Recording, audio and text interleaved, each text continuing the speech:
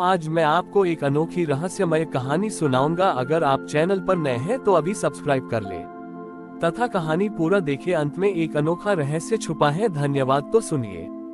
एक बार की बात है, त्रिकालदर्शी भगवान शिव गहरे ध्यान में लीन थे जब उन्हें पृथ्वी के एक सुदूर कोने से एक अजीब सी पुकार सुनाई दी। ये पुकार किसी भक्त की प्रार्थना नहीं थी, न ही ये किसी दैत्य का अहंकार था। ये थी विसर्जन की पुकार। एक अत्यंत प्राचीन वृक्ष था जिसका नाम कल्पमूल था। ये वृक्ष इतना पुराना था कि उसने स्वयं सत्ययुग, त्रेता और द्वापर युगों को अपनी जड़ों में देखा था। कल्पमूल ने अनगिनत जीवन को आश्रय दिया था, अनगिनत देवताओं को फल दिए थे और ऋषियों ने इसकी छाया में बैठकर वेदों की रचना की थी। अब युगों के भार से कल्पमूल सूख चुका था।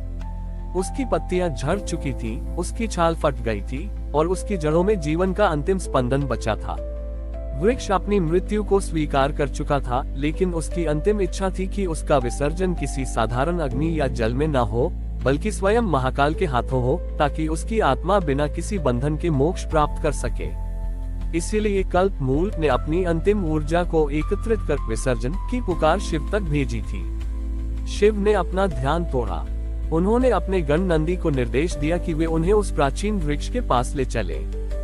जब शिव वहां पहुंचे तो उन्होंने देखा कि कल्पमूल एक विशालकाय कंकाल मात्र खड़ा है, जिसका हर तंतु विलीन होने की प्रतीक्षा कर रहा है। वृक्ष ने एक अंतिम सांस लेते हुए शिव से प्रार्थना की, हे मृत्युंजय, मैं जानता हूँ कि आपका काम केवल प्रलय लाना नहीं, बल्कि उचित समय पर मोक्ष भी देना है। मैंने अनगिनत पीढ़ियों को जीवन दिया, किंतु अब मैं स्वयं जीवन के चक्र से मुक्त होना चाहता हूँ।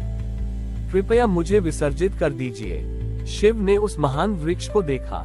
उन्होंने महसूस किया कि वृक्ष का यह अनुरोध केवल विसर्जन का नहीं, बल्कि कृतज्ञता और पूर्णता का था। शिव ने अपना दाहिना हाथ उठाया। उनके हाथ में कोई शस्त्र नहीं था, न डमरू बजा, न तीसरा नेत्र खुला। इसके बजाय भगवान शिव ने अपनी योग शक्ति से एक नीले रंग की शांत ऊर्जा उत्पन्न की। यह ऊर्जा अग्नि नहीं थी, ये जल भी नहीं था, ये शुद्ध शून्य की ऊर्जा थी। शिव ने धीरे से उस ऊर्जा को कल्पमूल के आधार पर प्रवाहित किया। जैसे ही नीली शून्य ऊर्जा वृक्ष को छू गई, कल्पमूल जलकर राख नहीं हुआ, बल्कि वह ऊपर से नीचे तक प्रकाश में विलीन होने लगा।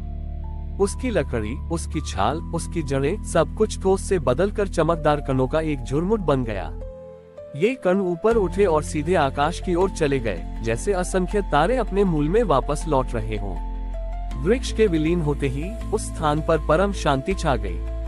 शिव ने नंदी से कहा, नंदी, ये वृक्ष आज से बोधकल्प के नाम से जाना जाएगा। इसने संसार को ये सिखाया कि विसर्जन का अर्थ केवल विनाश नहीं है। विसर्जन का अर्थ है शांतिपूर्ण, सचेत और कृतज्ञतापूर्ण मोक्ष। ये वृक्ष उन सभी के लिए एक उदाहरण है जो जीवन के अंत में भयभीत होते हैं। जो पूर्णता के साथ विसर्जित होता है, वह मेरे ही शून्य में समाहित हो जाता है।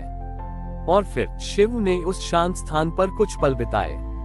जहाँ कभी कल्पमूल खड़ा था, वहाँ अब एक छोटा चमकदार नीलकमल खिल उठा था, जो इस बात का प्रतीक था कि विसर्जन के बाद भी सौंदर्य और नव आरंभ की संभावना हमेशा बड़ी ही रहती है। शिव और नंदी उस स्थान पर रुके हुए थे जहां अब कल्पमूल की जगह एक अलौकिक नीलकमल खिल चुका था। उस नीलकमल से एक सूक्ष्म ऊर्जा निकल रही थी, जो वहां की हवा को पवित्र कर रही थी। नंदी ने शिव से पूछा, हे प्रभु, इस वृक्ष ने विसर्जन के लिए आपकी प्रतीक्षा की। क्या ये नीलकमल उसी कल्पमूल के शुद्ध सार का प्रतीक है? शिव मुस्कुराए, हाँ नंदी, ये कमल उस वृक्ष की अखंड चेतना है। जिस प्रकार मैंने इसे शून्य में विसर्जित किया, वैसे ही इसने अपनी अंतिम इच्छा को एक नए रूप में व्यक्त किया है। ये कमल वहाँ रहेगा, एक शिक्षक बनकर। शिव ने आगे बताया कि यह स्थान अब एक अक्षय क्षेत्र बन गया है। उन्होंने घोषणा की, जो भी मनुष्य इस नीलकमल के पास आकर बिना किसी कामना के केवल अपनी वर्तमान स्थिति को स्वीकार करते हुए ध्यान करेगा, उसे तुरंत ही अपने भीतर के सभी बंधनों से अस्थायी मुक्ति का अनुभव होगा। वह जीवन और मृत्यु के इस चक्र को बड़ी ही सरलता से देख पाएगा, जैसे इस वृक्ष ने अपने विसर्जन को देखा। ये खबर जल्द ही दूर दूर तक फैल गई। संसार के कोने कोने से साधक, सन्यासी और यहाँ तक कि साधारण गृहस्थ भी उस स्थान की ओर आकर्षित होने लगे। हर कोई उस परम शांति और स्वीकार्यता का अनुभव करना चाहता था जो शिव के हाथों हुए विसर्जन के बाद वहां व्याप्त हो गई थी। एक दिन एक युवा साधक वहां पहुंचा जिसका नाम विनायक था।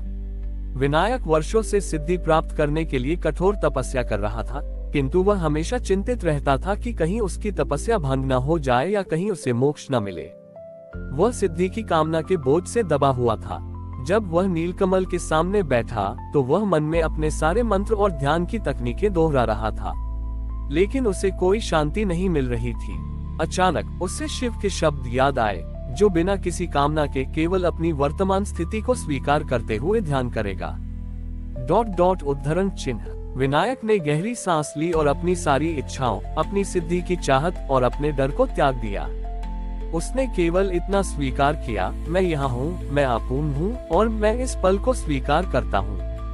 और जैसे ही उसने पूर्ण स्वीकार्यता के भाव से उस नीलकमल को देखा, उसे अपने भीतर कल्प मूल के विसर्जन की नीली ऊर्जा का एक क्षणिक अनुभव हुआ।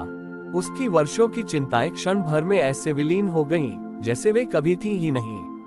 उसे कोई नई शक्ति नहीं मिली, लेकिन उसे शांति मिली, वह शांति जो किसी लक्ष्य को प्राप्त करने के बाद नहीं, बल्कि लक्ष्य को त्यागने के बाद मिलती है। विनायक उठा, उसके चेहरे पर एक नई समझ थी।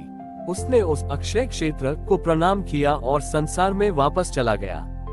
वह सिद्धियां पाने के लिए नहीं, बल्कि केवल जीवन को पूर्ण स्वीकार्यता के साथ जीने के लिए वापस गया। इस प्रकार कल्प मूल का विसर्जन केवल एक वृक्ष का अंत नहीं था, बल्कि उन सभी के लिए एक नया मार्ग था जो मुक्ति चाहते थे, एक ऐसा मार्ग जो संघर्ष की बजाय सहज स्वीकार से होकर गुजरता था, जिसकी शिक्षा स्वयं भगवान शिव ने दी थी। हमारी और भी आध्यात्मिक एवं अनोखी कहानियां देखने के लिए हमारे चैनल पर जाएं तथा धार्मिक एवं पौराणिक अनोखी कहानियां हमारे चैनल पर है। कृपया जाके देखें तथा हमारे चैनल को सब्सक्राइब करके रखें और वीडियो लाइक जरूर करें। धन्यवाद।